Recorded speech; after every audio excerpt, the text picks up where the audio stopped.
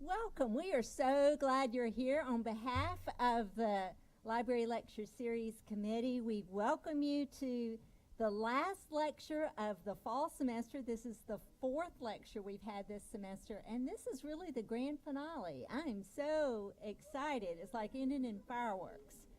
Let me see if I can close this. There you go. So last spring, I got 2 different emails from people suggesting that we have Kirt Gonzales come and speak, and they were within about a week of each other. But Jacayla Williams, who is a ZSR library ambassador here and a senior, wrote a 1-page, it was a long, detailed email telling me all the reasons he must speak, and she included probably about 15 links to either, sources that I could go back and do my own research to find out just how awesome he is. And so I was completely convinced by the end of it. And so Jacayla is going to come and introduce Kirt. We're so glad to have Jacayla, all our ZSR library ambassadors, and we're especially thrilled that Kirt will be coming and speaking thanks to these recommendations that we got.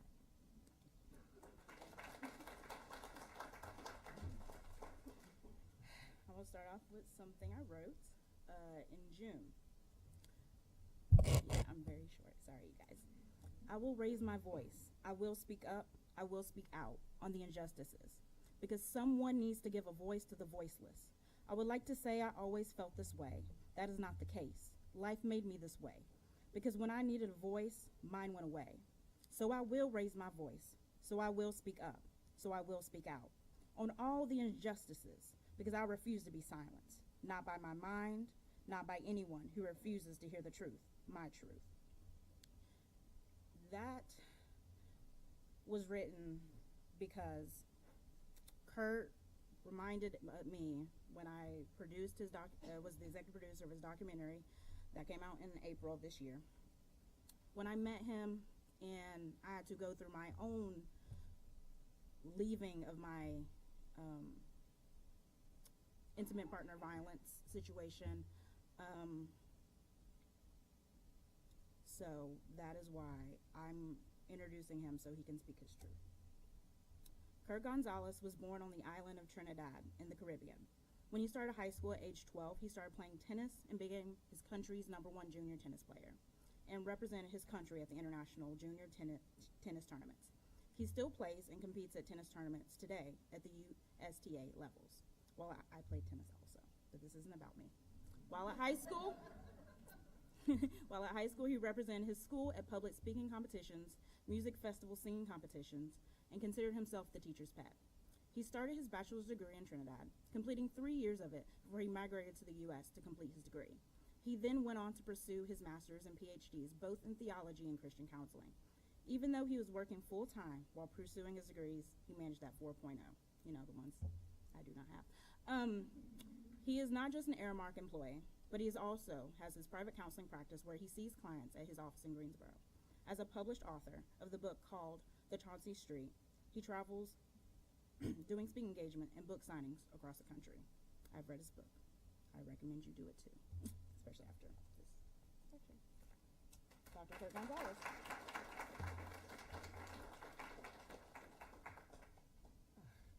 Hey everybody. So nice to see you here today. You're a little too quiet for me, okay? But I'm so happy to have all of you here today. I have, like I said, I'm happy to see everybody, but there are 2 very special people here with me today, 2 very special ladies. One is a very good friend of mine. She is actually the pastor of a church right here in Winston-Salem.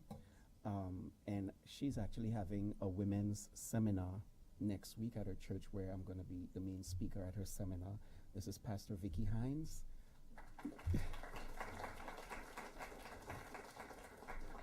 And the next very special lady that's here with me, who goes with me sometimes but don't get to go to all of my engagements, my very own mother.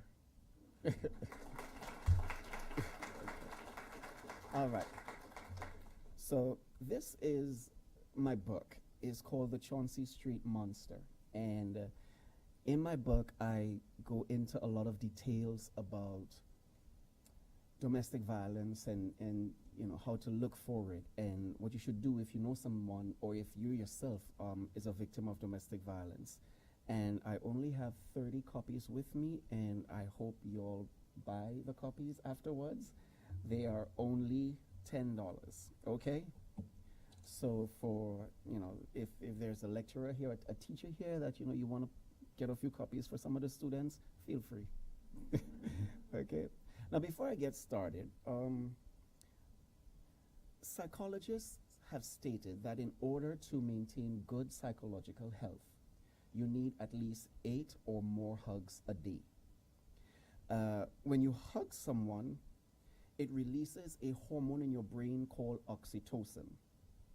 Oxytocin is a powerful hormone that acts as a neurotransmitter in the brain.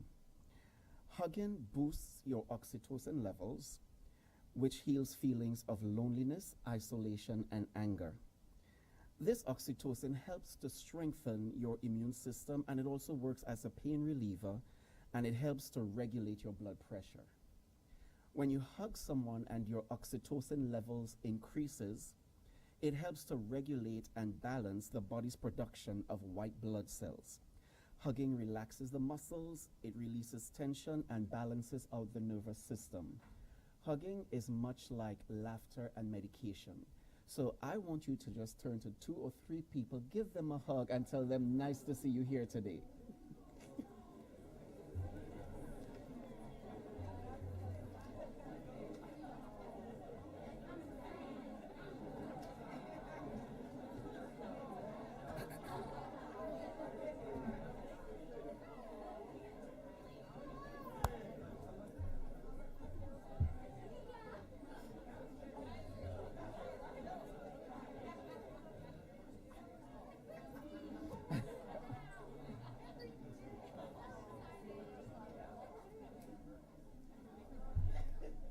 Okay. Good. So everybody feels okay now. At least you had your daily dose of hugging. All right. On Thanksgiving Day, 2014, the body of Shannon Jones, a 23-year-old senior at Cornell University, was found dead in her apartment. Her boyfriend had strangled her to death. Rebecca Eldermeyer, a 21-year-old student at Miami University, was shot to death by her boyfriend in her college apartment. Nadine Elzeldine, a student at the University of Chicago, went to her part-time job after classes. Her boyfriend came to her job, shot her to death right in her job, and it was the day of her 22nd birthday.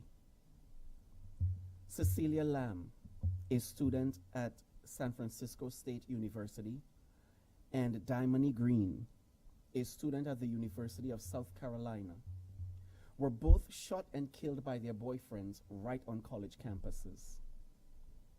18-year-old Alexandra Krogat was killed by her boyfriend, Clayton Whitmore, who told the police that he doesn't have any remorse in killing her because his girlfriend got him really mad, and so he intentionally killed her.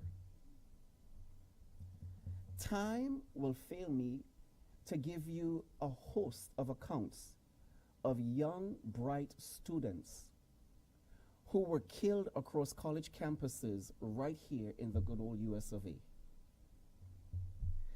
The National Coalition Against Domestic Violence stated that domestic violence is sadly all too common on college campuses. Statistics have shown that 1 in 5 college students have been abused by an intimate partner. 1 in 5. Let me see all of the female college students here today. I want you to stand. Okay. 2, 3, 4, 5. Before you all sit down, you remain standing, okay? 1, 2, 3, 4, 5. You all sit down, you remain standing. 1, 2, 3, 4, 5. You remain standing, the rest of you all sit. Anyone. No, not yet, not yet. You sit standing. Okay, yeah. You know, you sit standing. Okay, you all sit down. Okay, Brittany, you stay standing. The rest of you all sit down. Okay? You sit down. You stay standing. Okay. 1 in 5 students is abused by an intimate partner. So when we walk into this room today and everybody's smiling and everybody just came from classes or going to classes later on, and we have 5 girls here right now that may have come into this auditorium that would have just been abused. However, if statistics are correct, and it usually is, statistics have said that 80% of domestic violence cases go unreported. So now I want 5 more students to stand up because these are going to be the students that did not report it, okay? So let me see 5 more students stand up. Okay. So now we have these young ladies that have just been abused. And now they are going into their classrooms, crying, sad, want to kick and punch something, going through internal turmoil. And they come into your classes, professors, and nobody knows what they're going through.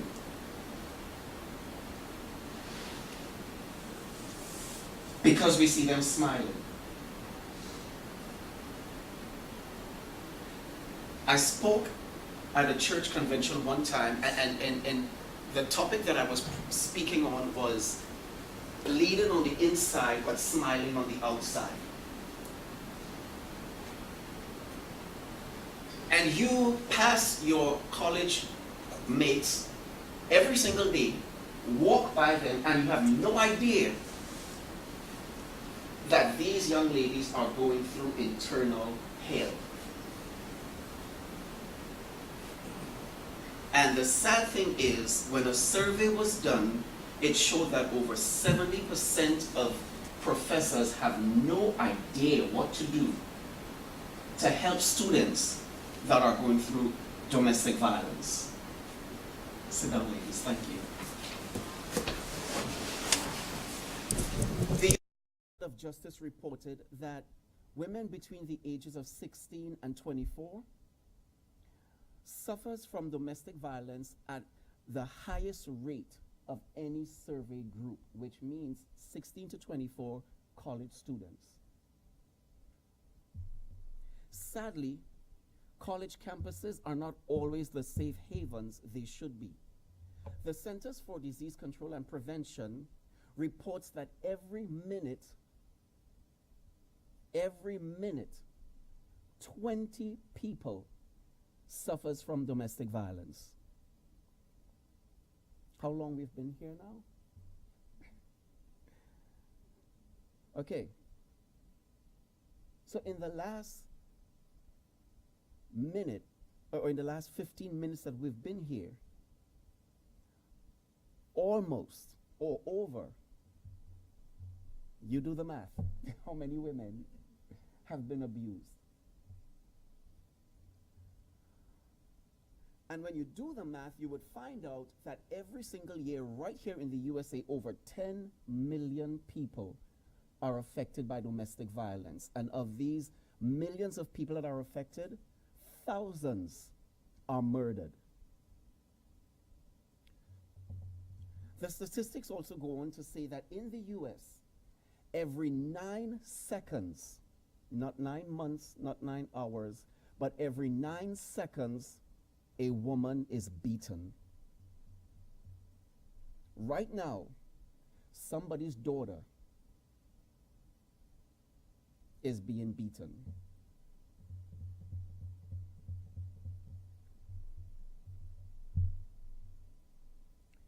According to the Teen Dating Abuse Report conducted by True Insight in 2009, they found that over 70% of young adults don't even realize that they are being abused. And that truly bothers me, that someone is being abused and don't realize that they're being abused. It is easy to know that you're being abused when it's the physical, you know, the hitting, the slapping, the kicking, the punching. Yeah, we all know that that's abuse. But abuse goes way beyond the physical. There is the verbal, there is the mental, there's the emotional, and oftentimes they are overlooked because of the fact that it is not physical. But they hurt just as much as the physical. So when your boyfriend or girlfriend, because you know you got some crazy girls these days, accuses you of cheating on them and you're saying, no, you're not. And then your partner demands to check your cell phones and go through your Facebook and your Instagram, and he's very aggressive, or she is very aggressive about it. Guess what? You're dating an abuser. Anytime your partner has to control your friends, who you can or cannot talk to, where you can or cannot go, what you can or cannot wear, guess what? You're dating an abuser. When you constantly have to report your whereabouts to your partner and be calling or texting every 10 minutes to let them know where you are and what you're doing because they're so insecure and they get mad when you don't do it, guess what? Y'all are smart. You're dating an abuser. If your partner becomes aggressive because you're going to hang out with your friends or you choose to study instead of coming to his dorm room, guess what? Yeah, that's signs that you're dating an abuser. Anytime your partner demands to control your money, now we know college students, they don't really have a whole lot. So whatever little it is you do have, and he wants to tell you what you can or cannot do with your money and all of that, guess what? You're dating an abuser. Domestic violence is about power and control that one person wants to have over another. And sometimes it is difficult to get out of it because you really have no idea how far that person, that abuser, will go to punish you for leaving or for reporting. So many stay in the abusive relationships out of fear.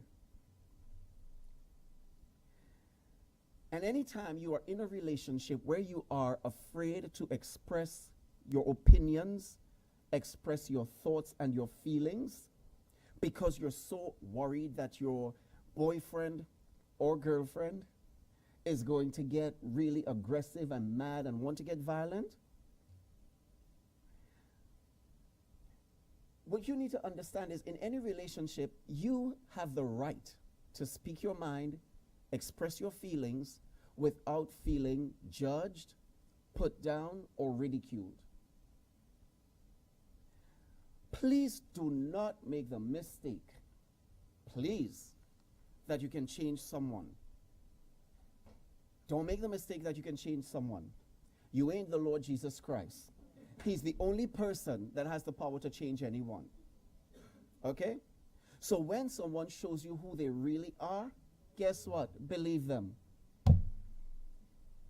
And when you see someone's true colors, do me a favor.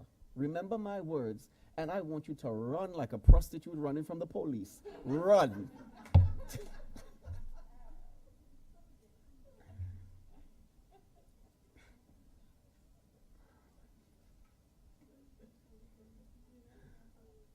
You know, I'm going to talk about my sister a little later on, but my sister and I, we were complete opposites. when someone showed me who they are, Hayo Pancho. My sister, on the other hand, felt that I was always too judgmental and that I don't give people chances.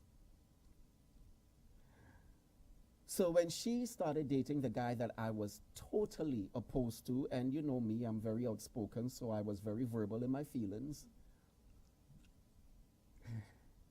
She felt like, you just being, you just being bad. You're just too judgmental. She was part of the women's ministry in her church. And one time the pastor of the church got sick, and she had to go with a few of the women to clean up the pastor's house, and help her because she was flat out sick. So they decided to do something for the pastor. So when my sister went with the women, her boyfriend demanded that she had her phone on speaker, had it on and on speaker, so that he can hear all what they're talking about and know what she's doing at all times. Now, of course, my sister graciously obliged, and that's what she did. I want you all to understand your value. You have to value yourself and understand how precious you really are. The Bible tells us that the Lord takes care of the sparrows in the field. How much more precious do you think you are, who he made in his own image and likeness? A pearl, which is a very precious thing, is hidden. When you want to get good gold and a diamond, you got to dig really deep to get these precious items. When you go into a jewelry store, the cheap jewelry is usually at the front of the store, and the really expensive ones is usually in the back where they are really guarded. When you go into a clothing store, the really cheap clothes that's on the clearance, that everybody could touch and feel and all of that, they're usually to the front of the store where everybody can easily access them. And the really good, expensive clothing items, it's usually further in the back of the store. Young ladies, you have to understand that when you are blessed and you are highly favored and you walk around revealing your assets by the way you dress and you carry yourself, stop complaining that men are dogs and all they want you for is your body. Sweetie, if all you are showing, if all you're selling is your body, that's all they're going to want to buy. You cannot walk around dressed like a Nicki Minaj, yes, I said it, but expect to be respected like a Michelle Obama. It's just not going to happen. And, I have a 9-year-old daughter, and the way I see some young girls walking around Wake Forest dressed, when my daughter goes to college, and because I will stalk her while she's in college, and I ever come up on college campus and see her dressed inappropriately, okay, that's all I'm going to say. Just know I'm from the Caribbean. But you got to put value on yourself. You understand what I'm saying? So here are some of the things that I want you all to do. First, to begin, you got to surround yourself with positive people. If you have a vision or a goal for your life, surround yourself with people who believe in you and who can help you achieve your vision and your goal, and to help you get to your destiny. Get rid of all of the dead weights. You know, the dead weights, those who just want to drink and smoke and hang out and party and don't want to study and all of that like you want to. Get rid of all of the dead weights, because you'll be surprised how quickly 4 years go by. Secondly, I want you all to learn to speak positive about yourself. The Bible tells us that life and death is in the power of the tongue. Your words have power. So you speak positive affirmations about yourself every single day. And what you can do is write down your goals on a piece of paper and stick it up on your mirror that you see every single day in the bathroom or whatever. And every day when you see that piece of paper, you speak those things. And you speak it out until it becomes a reality.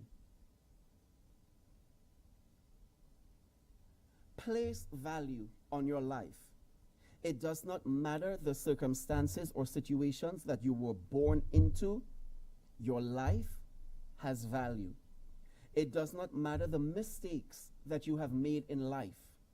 Your life has value. It does not matter if you never knew your daddy. Your life has value. Before your mother met your daddy, God knew who you were and he placed values on your life.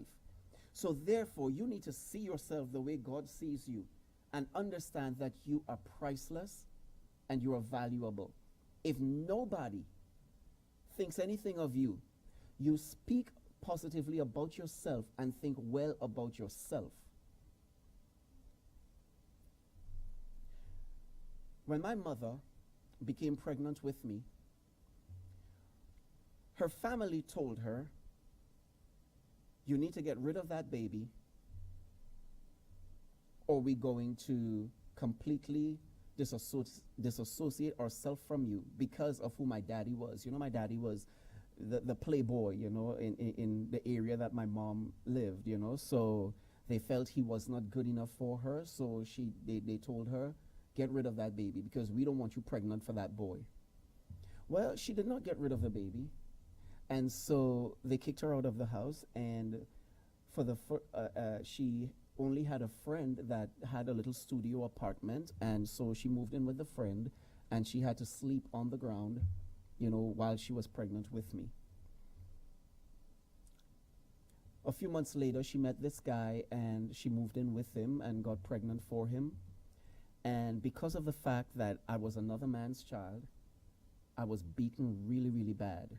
Every time my mother turned her face or go out, I was always beaten. The one thing that I could remember like if it was yesterday, I was home with him and my mom went to the store and she walked back into the house. The same time he kicked me in my stomach and banged my head against the wall. And you know, I mean, I was 5 years old at that time. I know you all see me now, you know, 6'2" and 200 pounds of muscles, you know, but I wasn't always like this, you know. I was a tiny little thing, you know, at age 5. And so my mom dropped the bag and jumped on him, and I saw him run to the kitchen, get what we call in the Caribbean a cutlass, but you all call it a machete over here.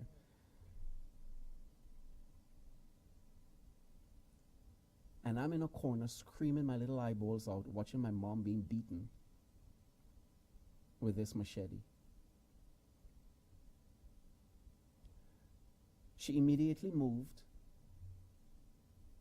to the northern part of our country and got a job and left my 28-year-old cousin to babysit. And every time my mother turned her back, I was sexually molested. She got married when I was 8 years old. And as a child, I suffered with asthma. And one night I was having a really bad asthma attack. And so I was going into my mom's room to tell her, I'm feeling really ill. I can't breathe.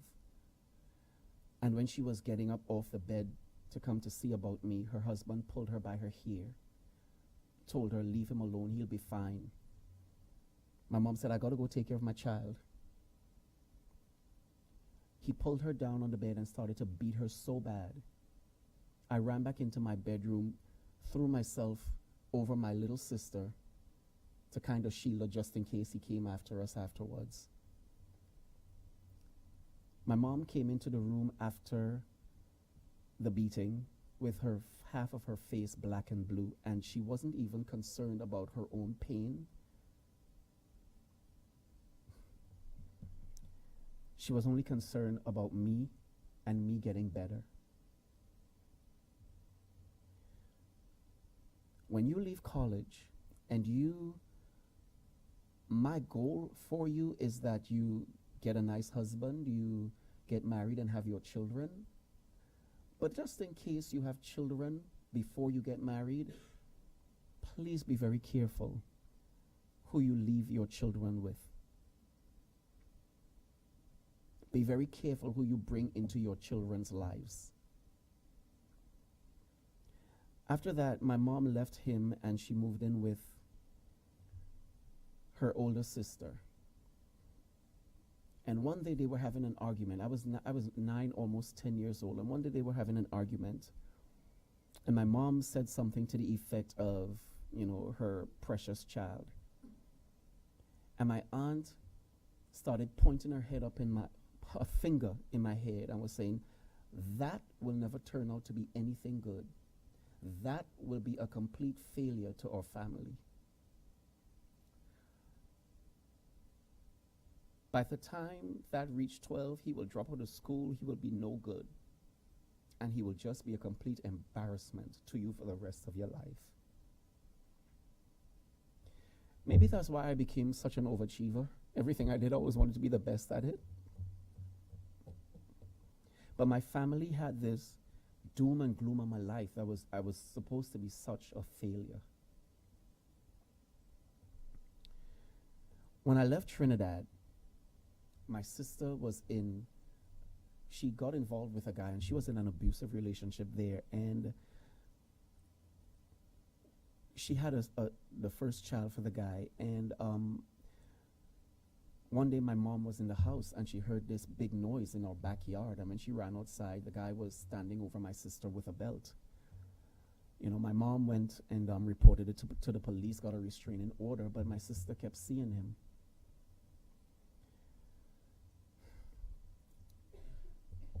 One day he saw my sister in the streets in Trinidad, spat on her, and told her he's coming to see his child, and if anybody tries to stop him, he will kill them. So my sister called me that night crying, and that's when I said to her, you know what, I have no interest in going back to Trinidad to live. Pack everything up, because she was living in my house in Trinidad. I said, pack everything up, and I'm sending you the plane ticket for you and your child to come over here. So I rescued her, brought her to the United States. 1 year later, I saw her coming out from the car of the guy living next door to us, and I went ballistic. I told her that is not the type of person you want to deal with. And so what she did was secretly was dating this guy. When she was 3 months pregnant, she told him she's pregnant for him. He flipped out and strangled her to the point where she blacked out. When she came through, he was standing over her laughing, telling her, you see what you made me do? They were having an argument when she was 6 months pregnant, and he strangled her again to the point where she was unconscious. And then it happened a third time when she was 8 months pregnant. The abuse went on for 6 years, and after 6 years of it, my sister decided she had enough.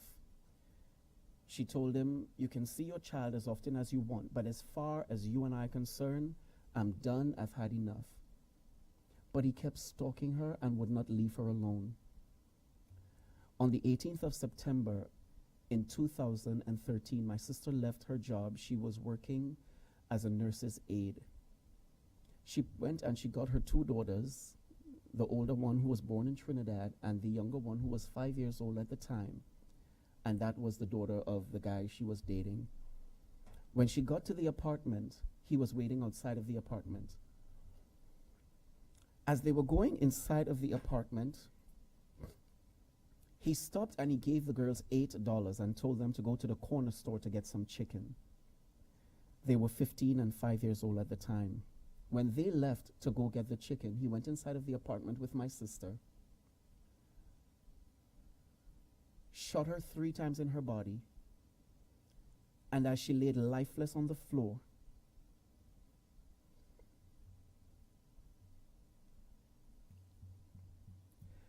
pointed the gun to the back of her head and shot her 3 more times at the back of her head to ensure that she was dead. Then he ran, and a few minutes later the girls came back from the corner store to find their mother in a pool of blood, dead on the floor. At my sister's funeral, I was asked to do the eulogy.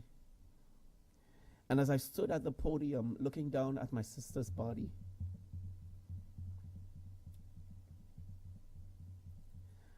I vowed to her that her death will not be in vain.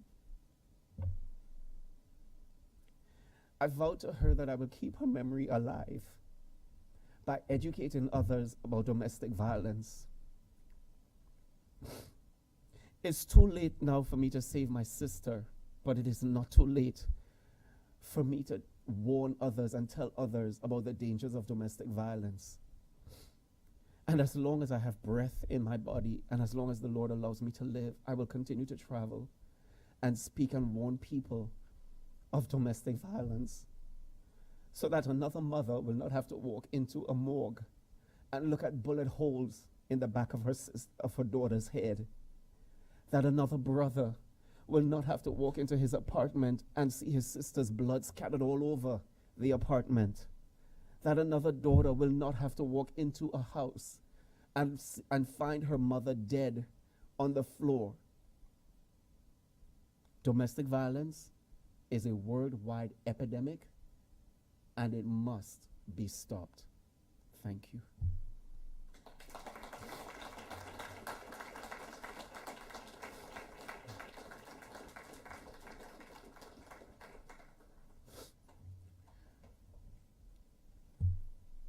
So I was told that to give some time for people that may have questions. So if there's anybody that have a question, please feel free to ask right now.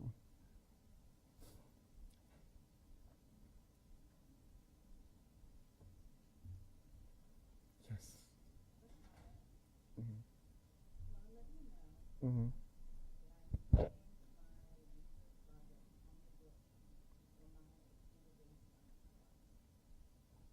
Okay. Okay. Nice. Okay. Thank you. Thank you. Anyone else? I'm so happy to see Peter and Mr. Charles here. You know, there would have been violence on campus if you all wasn't here, right?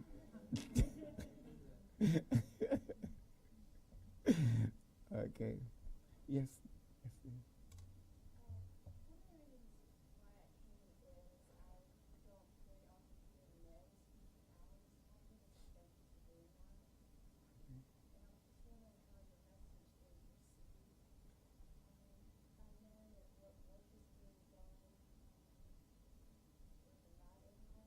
Mm-hmm. Yeah, you're right. You don't have a lot of men. It's mainly women who have survived it and that want to tell their story. And I felt that it would take a new light coming from the perspective of a male, and that's why I decided to do it. And everywhere I go, you would be amazed at the people that come up to me afterwards and the stories that I hear afterwards. And my sister was murdered in September of 2013, and October in the United States is Domestic Violence Month. And so the state was putting on this huge domestic violence rally, and they asked me to be one of the speakers. But before, when they started off, they were calling out the list of people that was killed in New York by domestic violence, and there was about 25 people on the list, and about 9 of them were men who were killed by their female partners. So men are affected, and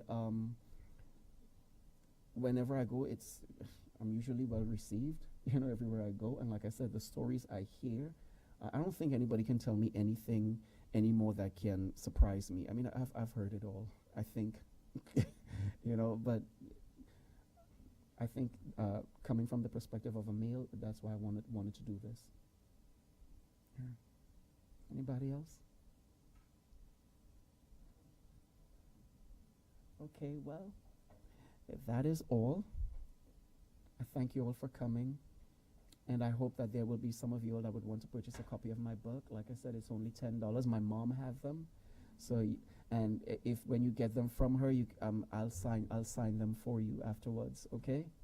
All right, guys, thank you all for coming.